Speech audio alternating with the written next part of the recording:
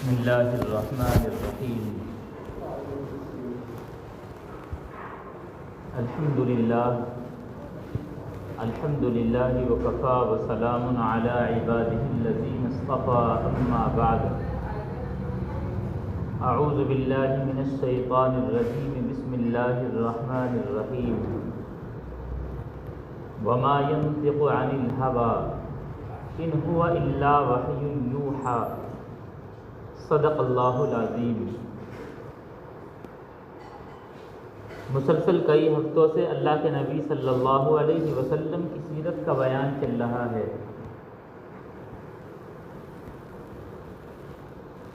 اللہ کے نبی صلی اللہ علیہ وسلم کے توحید کے اعلان کے بعد کچھ لوگ ایمان لے کر آئے۔ جب کافروں کو یہ بات پتہ چلی تو انہوں نے مسلمانوں کو ستانا شروع کیا، جیسا کہ گزشتہ ہفتے بھی بتلایا۔ ان ایمان لانے والوں میں روم سے آئے ہوئے حضرت عمار، ان کی بیوی حضرت سمیہ رضی اللہ عنہما اور حضرت یاسر، حضرت عمار کی والدہ سمیہ اور ان کے والد حضرت یاسر رضی اللہ عنہم، یہ لوگ ایمان لے آئے۔ کفار نے انہیں ستانا شروع کیا اور اتنا ستایا کہ حضرت عمار کے والد اور والدہ انہیں شہید کر دیا گیا۔ اسلام میں یہ سب سے پہلی شہادت تھی۔ حضرت بلال حبشی رضی اللہ عنہ کو ستایا اور مسلسل ستاتے رہے، چونکہ یہ بھی مکے سے باہر حبشہ کے رہنے والے تھے۔ انہوں نے ستایا اور ایک لمبا وقت ایسا گزرا کہ ستاتے رہے، اور حضرت بلال حبشی رضی اللہ عنہ اپنے ایمان پر قائم رہے، احد احد کہتے تھے۔ اللہ نے انہی کے متعلق فرمایا تھا وَمَا لِأَحَدٍ عِندَهُ مِن نِعْمَةٍ تُجْزَىٰ، چونکہ حضرت ابو بکر صدیق رضی اللہ عنہ نے حضرت بلال حبشی رضی اللہ عنہ کو خرید کر آزاد کر دیا تھا۔ بہرحال کفار کا ظلم و ستم مسلمانوں پر بڑھتا گیا۔ جب ظلم حد سے بڑھ گیا، اللہ کے نبی صلی اللہ علیہ وسلم نے مسلمانوں کو جمع کر کے فرمایا کہ اللہ تعالیٰ کی زمین بہت وسیع ہے، تم نے دین کی خاطر بہت دکھ سہے ہیں، تم میں سے جو شخص حبشہ جانا چاہے تو وہ حبشہ چلا جائے۔ حبشہ مکے کے سب سے قریب پڑتا ہے، اس معنی کر چونکہ جیسے ہی عرب سے باہر نکلیں گے بحر احمر شروع ہوتا ہے، بحر احمر سے اس جانب عرب ہے اور بحر احمر سے دوسری جانب بر اعظم افریقہ میں، بر اعظم افریقہ کا ایک ملک جس کا قدیمی نام حبشہ اور موجودہ نام ایتھوپیا ہے۔ تو اللہ کے نبی صلی اللہ علیہ وسلم نے فرمایا چونکہ یہ قریبی جگہ ہے، تم میں سے جو شخص ملک حبشہ یعنی ایتھوپیا جانا چاہے تو وہاں چلا جائے۔ وہاں کا بادشاہ مذہبی اعتبار سے عیسائی تھا، لیکن وہ نیک اور نیک دل اور شریف آدمی تھا۔ اب اللہ کے نبی صلی اللہ علیہ وسلم کے اس فرمان کے بعد، چونکہ اس بادشاہ کا نام اصحمہ تھا، لیکن وہاں کے بادشاہ کو نجاشی کہا جاتا تھا، اس لیے اس کو نجاشی کے نام سے مشہور ہے، اصل نام اصحمہ تھا۔ اللہ کے نبی صلی اللہ علیہ وسلم کی اجازت دینے کے بعد سن 5 نبوی یعنی نبوت کا 5واں سال ماہ رجب المرجب میں 11 مرد اور 5 عورتوں نے ملک حبشہ کی ہجرت فرمائی۔ یہ مسلمان ہجرت کر کے ملک حبشہ چلے گئے اور ان کے جانے کے بعد یہ وہاں سکون اور آرام سے رہنے لگے۔ کچھ ہی وقت کے بعد اب کفار کو پتہ چلا کہ مسلمان ملک حبشہ جانے لگے، اگر یہ لوگ وہاں چلے گئے اور وہاں ان کے دین نے مضبوطی پکڑ لی، جڑ پکڑ لی، تو یہ مضبوط ہو جائیں گے اور ہو سکتا ہے ایک دن یہاں بھی مضبوط ہو جائیں۔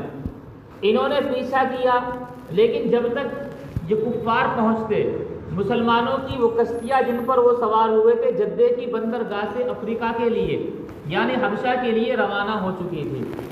کفار واپس آ گئے۔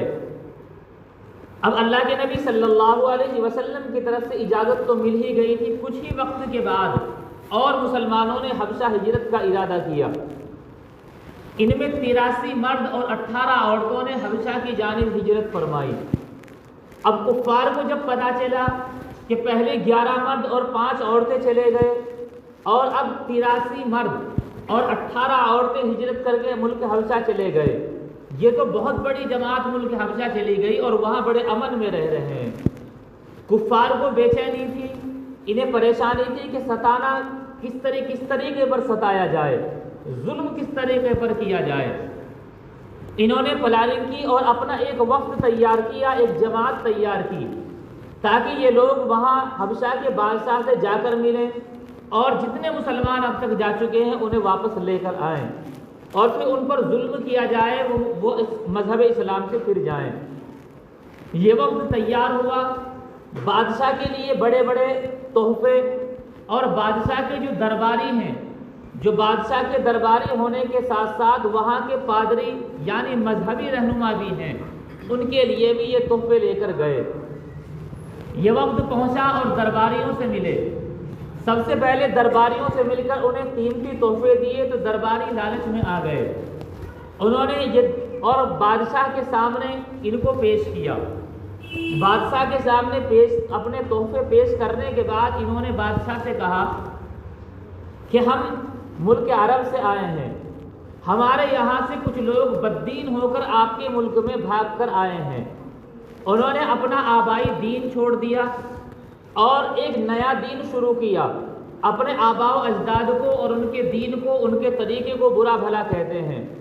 ہم آپ سے یہ گزارش کرنے آئے ہیں کہ آپ ہمارے بھاگے ہوئے ان مجرموں کو ہمارے حوالے کر دیں تاکہ ہم انہیں اپنے ملک لے کر چلے جائیں۔ بادشاہ شریف الطبع تھا، نیک تھا، اس نے کہا میں صرف تمہاری باتوں کو سن کر فیصلہ نہیں کر سکتا، میں ان کو بھی بلاؤں گا اور ان کو بلانے کے بعد ان سے بھی معلوم کروں گا وہ کیوں آئے ہیں تاکہ بات ساری سامنے آئے، پھر فیصلہ کیا جائے۔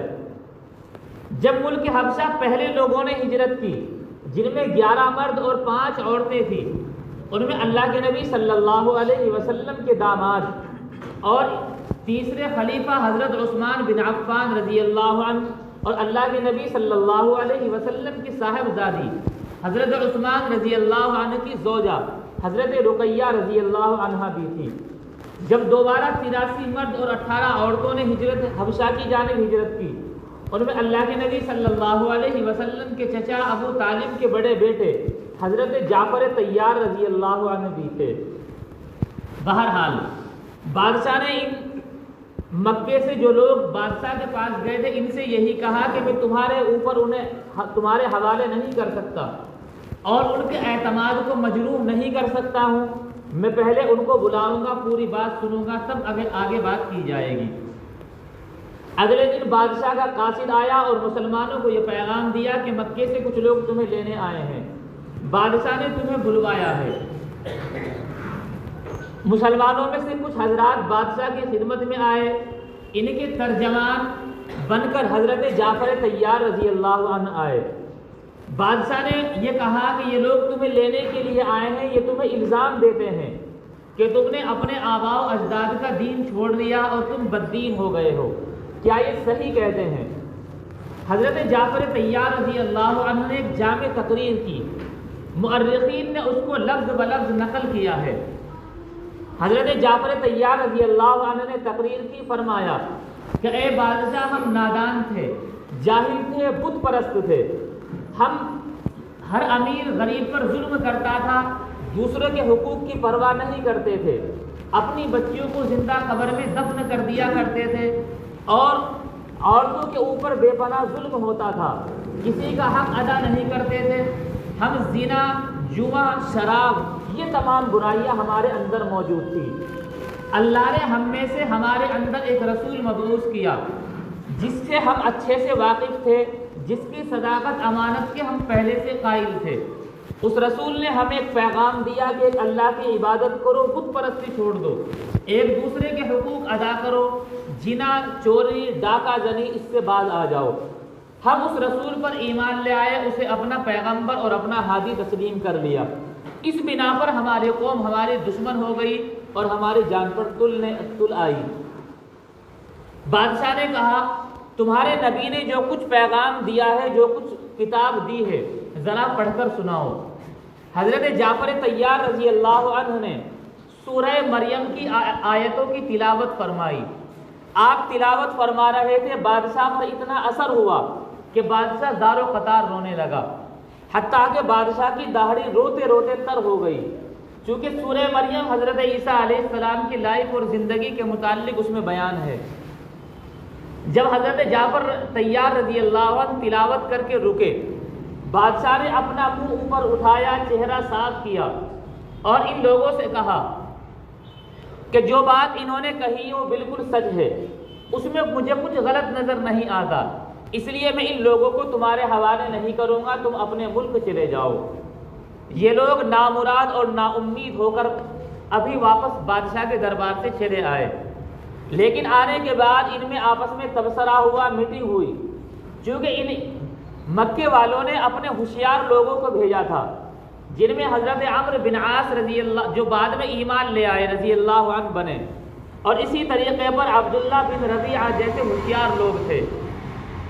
انہوں نے کہا کہ ہم کل کو بادشاہ کے دربار میں پھر جائیں گے اور اپنا ایک نیا تیر چھوڑیں گے، اور امید ہے بادشاہ اس میں آ جائے گا۔ اگلے دن بادشاہ کا دربار لگا، یہ دوبارہ آئے اور بادشاہ سے کہنے لگے کہ بادشاہ سلامت، جن لوگوں کے متعلق ہم نے کہا تھا ان میں کمی اور خرابی اور بھی ہے، وہ یہ ہے کہ یہ حضرت عیسیٰ کو اللہ کا بیٹا نہیں مانتے، یہ حضرت مریم کا بیٹا کہتے ہیں، جبکہ عیسائی پادری جو تھے ان کا ماننا یہ تھا کہ حضرت عیسیٰ نعوذ باللہ اللہ کے بیٹے ہیں۔ انہوں نے بادشاہ سے یہی شکایت کی کہ یہ حضرت عیسیٰ کو اللہ کا بیٹا نہیں مانتے بلکہ اللہ کا نبی کہتے ہیں اور حضرت مریم کا بیٹا کہتے ہیں۔ بادشاہ نے دوبارہ بلاوا بھیجا حضرت جعفر طیار رضی اللہ عنہ، انہوں نے اپنے ساتھیوں سے پھر یہی بات رکھی۔ ساتھیوں نے کہا اب کیا ہوگا؟ اگر بادشاہ آج ان کی باتوں میں آ گیا، کل تو بادشاہ بعد میں نہیں آیا تھا۔ حضرت جعفر طیار رضی اللہ عنہ نے فرمایا جو بھی ہو، فیصلہ اچھا ہو یا برا ہو، لیکن ہم سچ بات کہیں گے جو ہمارے رسول نے بتلائی ہے۔ حضرت جعفر طیار رضی اللہ عنہ بادشاہ کی خدمت میں آئے۔ بادشاہ نے یہی کہا کہ تم حضرت عیسیٰ کے بارے میں کیا کہتے ہو؟ انہوں نے کہا ہم وہی کہتے ہیں جو ہمارے رسول صلی اللہ علیہ وسلم نے فرمایا، اور آپ نے فرمایا کہ عیسیٰ اللہ کے بیٹے نہیں بلکہ اللہ کے بندے اور رسول ہیں، وہ روح اللہ ہیں، وَكَلِمَتُهُ أَلْقَاهَا إِلَى مریم، اور اللہ کا ایک کلمہ ہے جو اللہ نے ایک وحی بھیجی تھی حضرت مریم کے بعد، حضرت مریم کے بیٹے ہیں۔ بادشاہ نے ایک زمین پر سے تنکا اٹھایا اور اٹھانے کے بعد یہ کہا کہ جتنی باتیں انہوں نے ذکر کی، خدا کی قسم حضرت عیسیٰ اس تنکے کے برابر بھی اس سے الگ نہیں اور اس سے زیادہ نہیں ہے۔ اتنا کہنے پر بادشاہ کے درباری و پادری ناراض ہوئے، لیکن بادشاہ نے کسی کی پرواہ نہیں کی اور یہ کہا کہ انہوں نے سچ کہا، اور مسلمانوں سے کہا کہ تم امن اور سکون کے ساتھ یہاں رہو، تمہیں کوئی پریشان کرنے والا نہیں، اور ان لوگوں سے کہا کہ تم اپنے یہ تحفے لے کر اپنے ملک واپس چلے جاؤ۔ اس طریقے پر یہ لوگ نامراد ہو کر وہاں سے واپس لوٹے اور مسلمان امن کے ساتھ زندگی گزارنے لگے۔ 1 سال گزرا تھا، سن 7 نبوی۔ ادھر حبشہ میں کسی نے یہ خبر پھیلا دی کہ مکے کے تمام کافروں نے ایمان قبول کر لیا ہے۔ جو حبشہ کے اندر جو مسلمان ہجرت کر کے رہ رہے تھے انہیں بڑی خوشی ہوئی، یہ لوگ فوراً وہاں سے اپنا سامان لے کر ادھر روانہ ہو گئے، لیکن جیسے ہی یہ بندرگاہ پر پہنچے، جدے کی بندرگاہ پر واپس آئے، کشتیوں سے اترے، پہنچ کر پتہ چلا یہ جھوٹی خبر تھی۔ مسلمانوں کو بہت احساس ہوا، بعض مسلمان تو دوبارہ پھر حبشہ کی جانب ہجرت کر گئے، یہ دوسری ہجرت تھی، لیکن بعض مسلمان چھپ کر پھر مکہ المکرمہ کے اندر آ گئے۔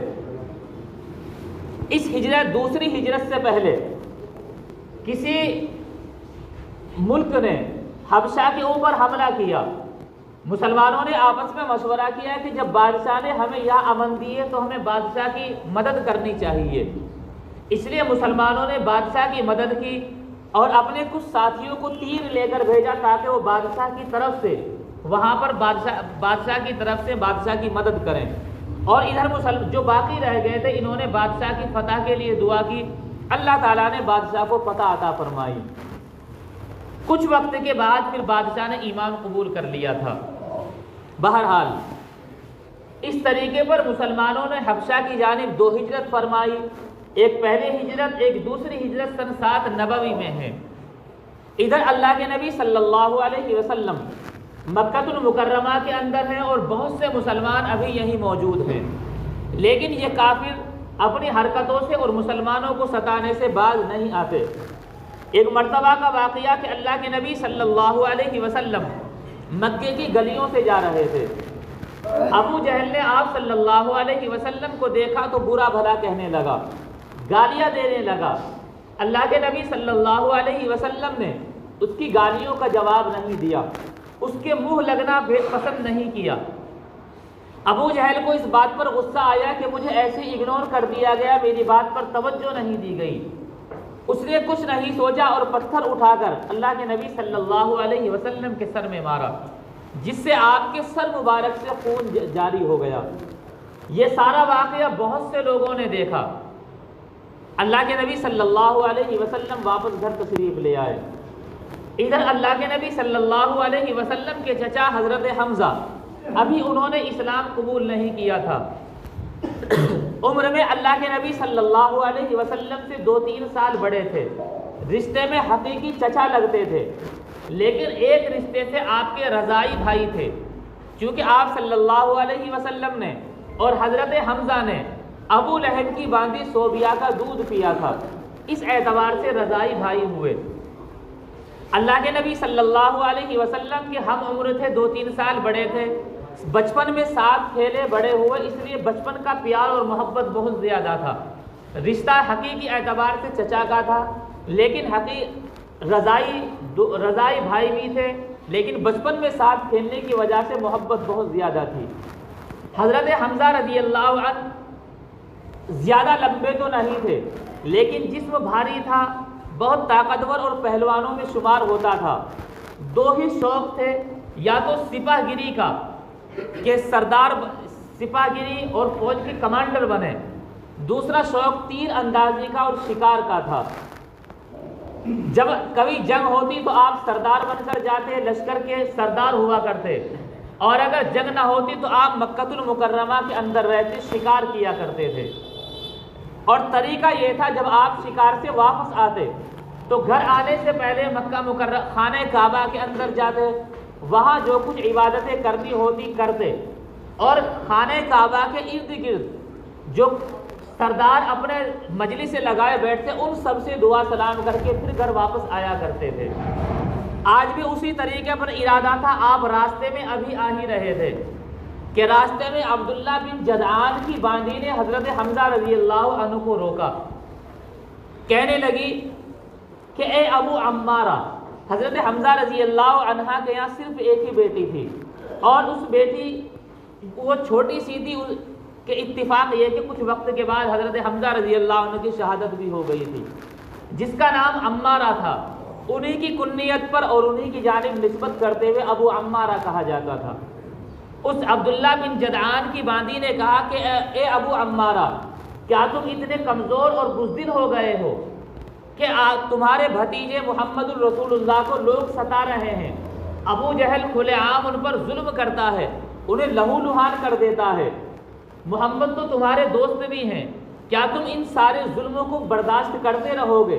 کب تک ان کے ان ظلموں کو سہتے رہو گے اور اپنے خاندان پر یہ چیزیں برداشت کرتے رہو گے؟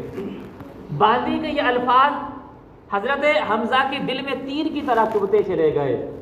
آپ غصے سے سرخ، چہرہ سرخ ہو گیا، چونکہ خوبصورت تو تھے ہی، جیسے ہی غصہ آیا تو چہرہ سرخ ہو گیا، اور آپ اپنی وہی کمان جو کندھے پر رکھے ہوئے تھے اسے لے کر بیت اللہ شریف کے قریب پہنچے۔ دیکھا سب سردار بیٹھے ہوئے ہیں، ابو جہل بھی ان میں بیٹھا ہوا ہے۔ آپ کا سرخ چہرہ دیکھ کر وہ سمجھ گیا کہ آج حمزہ غصے کے اندر ہیں، آپ نے جاتے ہی اپنی کمان زور کے ساتھ ابو جہل کے سر میں ماری کہ ابو جہل کے اس چوٹ کو محسوس کرنے لگا۔ اس سے پہلے کہ ابو جہل یا کچھ اور یہ لوگ بولتے، حضرت حمزہ نے کہا کہ ابو جہل تو اپنے آپ کو کیا سمجھتا ہے؟ جس محمد بن عبداللہ کو تو لاوارث اور یتیم سمجھتا ہے، یاد رکھ وہ لاوارث اور یتیم نہیں ہے، ابھی اس کے سر پر اس کا چچا حمزہ موجود ہے، اور اپنے جیتے جی حمزہ اس پر ظلم نہیں ہونے دے گا۔ کیا تم نے اسے لاوارث اور یتیم سمجھ لیا ہے؟ کان کھول کر سن لو، حمزہ کے ہوتے ہوئے محمد الرسول اللہ پر ظلم نہیں کیا جاتا، اور آج یہ بات بھی سن لے، آج سے میں مسلمان ہو گیا ہوں، اور اب میرے ہوتے ہوئے کسی کی مجال نہیں جو محمد الرسول اللہ کی طرف آنکھ بھر کر بھی دیکھ لے۔ یہ کہنا تھا کہ ابو جہل کچھ کہنے والا تھا، لیکن یہ غصے کے تیور دیکھ کر ہمت نہیں ہوئی کہ کچھ کہے۔ ادھر اللہ کے نبی صلی اللہ علیہ وسلم کی خدمت میں حضرت حمزہ چلے آ رہے ہیں۔ اللہ کے نبی صلی اللہ علیہ وسلم نے استقبال کیا، اور حضرت حمزہ رضی اللہ عنہ نے ایمان قبول کیا۔ آپ کا ایمان قبول کرنا تھا ایسا تھا جیسے ایک روح اور جان مسلمانوں کو مل گئی ہو، چونکہ اتنے بڑے بہادر کہ جن کی وجہ سے ابو جہل جیسے سردار جواب نہ دے سکتے ہوں، مسلمانوں کو ایک طاقت ملی۔ اللہ کے نبی صلی اللہ علیہ وسلم کو یہ لوگ ستاتے تھے۔ جس وقت ابو جہل نے آپ کے سر میں پتھر مارا تھا کہ سر سے خون جاری ہوا، آپ لہو لہان ہو گئے، اس وقت بھی اللہ کے نبی صلی اللہ علیہ وسلم نے دعا فرمائی، اے اللہ یا تو عمر بن خطاب یا عمرو بن ہشام، یعنی یہی ابو جہل، ان میں سے کسی کو ایمان کی دولت دے، ان کے ذریعے اسلام کو قوت عطا فرما۔ ابو جہل کے حق میں تو یہ دعا قبول نہیں ہوئی، لیکن حضرت عمر فاروق رضی اللہ عنہ کے حق میں یہ دعا قبول ہو گئی۔ حضرت حمزہ رضی اللہ عنہ کو ایمان قبول کیے ہوئے صرف 3 دن ہوئے کہ حضرت عمر فاروق رضی اللہ عنہ نے ایمان قبول کیا۔ ایسا واقعہ پیش آیا کہ حضرت عمر فاروق رضی اللہ عنہ بڑے غصے میں تلوار لے کر گھر سے نکلے، اور اس ارادے سے یہ کہتے ہوئے نکلے کہ محمد نے تو یہاں ہمارا جینا حرام کر دیا ہے، روزانہ گھروں میں لڑائی اس لیے ہوتی ہے کہ جو محمد کا دامن تھام لیتا ہے وہ کسی کی بات سننے کو تیار نہیں ہے، جاؤ آج غصے میں تلوار لے کر نکلے، نعوذ باللہ محمد الرسول اللہ کا خاتمہ کر دیتا ہوں۔ تلوار لیے غصے میں جا رہے تھے، راستے میں ایک صحابی نے پوچھے کہ عمر کہاں جا رہے ہو، کہاں کا ارادہ ہے؟ تو کہنے لگے کہ آج محمد کا خاتمہ کر کے ہی چین لوں گا۔ انہوں نے کہا کہ محمد کی خبر تو بعد میں لینا، پہلے اپنی بہن فاطمہ اور بہنوں سعید کی بھی خبر لے لو۔ انہوں نے ایمان قبول کر لیا ہے۔ یہ سننا تھا کہ غصہ اور زیادہ بڑھ گیا، غصے میں اپنی بہن کے یہاں پہنچے، جیسے دروازے کے قریب تھے تو دیوار کے پیچھے سے کچھ پڑھنے کی آواز آئی، غصے میں دروازہ کھولا، بہن نے جلدی سے وہ صحیفہ چھپا دیا جس پر وہ تلاوت کر رہی تھی، اپنی بہن اور بہنوں کو خوب مارا۔ جب مارنے کے بعد غصہ کچھ ٹھنڈا ہونے لگا تو کہا اچھا مجھے دکھاؤ تم کیا پڑھ رہے تھے۔ بہن اور بہنوں ایمان قبول کر چکے تھے، غیرت ایمانی دل کے اندر بس چکی تھی۔ بہن نے کہا کہ عمر تم ناپاک ہو، تمہیں وہ قرآن نہیں دیا جا سکتا، اگر تم واقعی پڑھنا چاہتے ہو تو پہلے غسل کر لو۔ دل کے اندر یہ بات آئی کہ چلو غسل کر لیتے ہیں، لیکن پڑھ کر میں بھی تو دیکھوں ہے کیا۔ غسل کیا، جلدی سے غسل کرنے کے بعد باہر آئے تو جس صحیفے اور جن آیتوں کی تلاوت کی تو اس میں لکھا ہوا تھا طٰہٰ ما انزلنا علیک القرآن لتشقیٰ، جس کا ترجمہ ہے کہ ہم نے قرآن اس لیے نازل نہیں کیا کہ تم سخت دل بن جاؤ۔ چند آیتوں کی تلاوت کرتے رہے، یہاں تک کہ ان آیتوں کی تلاوت کرتے کرتے دل پسیج گیا۔ فوراً یہ صحیفہ دیا اور اللہ کے نبی صلی اللہ علیہ وسلم کی خدمت میں آئے۔ آپ دار ارقم میں بیٹھے ہوئے ہیں، کچھ صحابہ کرام نے اطلاع دی کہ عمر بڑے جلال اور غصے کے اندر آ رہے ہیں۔ اللہ کے نبی صلی اللہ علیہ وسلم ارادہ ٹھیک نہیں لگتا، بہتر یہ ہے کہ آپ کسی اور جگہ کی پناہ لے لیں تاکہ عمر آپ کے اوپر حملہ نہ کر سکے، آپ کو نقصان نہ پہنچا سکے۔ اللہ کے نبی صلی اللہ علیہ وسلم نے فرمایا نہیں، ایسا نہیں ہوگا، تم عمر کو آنے دو۔ دو ہی راستے ہیں، یا تو عمر ایمان قبول کر کے جائے گا، ورنہ یہ ہے کہ اسی کی تلوار سے ہم اسی کی خبر لیں گے۔ جیسے حضرت عمر فاروق رضی اللہ عنہ آئے، صحابہ کرام نے راستہ بھی اللہ کے نبی صلی اللہ علیہ وسلم کے اشارے پر راستہ چھوڑ دیا۔ عمر آئے، اللہ کے نبی صلی اللہ علیہ وسلم کے قریب اور گردن جھکا کر کھڑے ہو گئے، فرمایا کہ بس مجھے کلمہ پڑھا دیجئے۔ یا تو یہی تھا کہ تھوڑی دیر پہلے کس ارادے سے نکلے تھے، یا وہ اثر تھا کہ اللہ کے نبی صلی اللہ علیہ وسلم نے جو آج سے 3 دن پہلے دعا کی تھی کہ عمر بن خطاب یا عمرو بن ہشام میں سے کسی ایک کے ذریعے الہ العالمین اسلام کو تقویت عطا فرما۔ حضرت عمر فاروق رضی اللہ عنہ کا اسلام قبول کرنا تھا کہ کفار مکہ بے چین ہو گئے کہ اپنے پالے میں سے 2 بہادر ادھر چلے گئے، اور ایسے بہادر جن کی وجہ سے، جن کے خوف سے لوگ کانپتے تھے۔ حضرت عمر فاروق رضی اللہ عنہ کی عمر 36 سال ہے، ایک نوجوان بہادر ہیں، ایمان قبول کرتے ہی کہا کہ اب سے چھپ کر عبادت نہیں ہوگی، اب سے چھپ کر نہیں، اب تو اللہ نے عمر کے ذریعے اسلام کو عزت دی ہے، کھلے عام سب کے سامنے خانہ کعبہ کے اندر نماز ادا کی جائے گی۔ ان شیروں کا اسلام قبول کرنا تھا کہ مسلمانوں کو سکون ملا، مسلمانوں کو طاقت ملی، جو اب تک چھپ چھپا کر عبادت کرتے تھے اب کھلم کھلا عبادتیں کرنے لگے۔ اس طریقے پر اللہ تبارک و تعالیٰ نے ان آزمائشوں کے بعد، ان امتحان اور صبروں کے بعد مذہب اسلام کو رونق بخشنے شروع ہوئی اور مذہب اسلام پھیلنا شروع ہوا۔ اللہ تبارک و تعالیٰ عمل کی توفیق عطا فرمائے۔ وآخر دعوانا الحمد للہ رب العالمین۔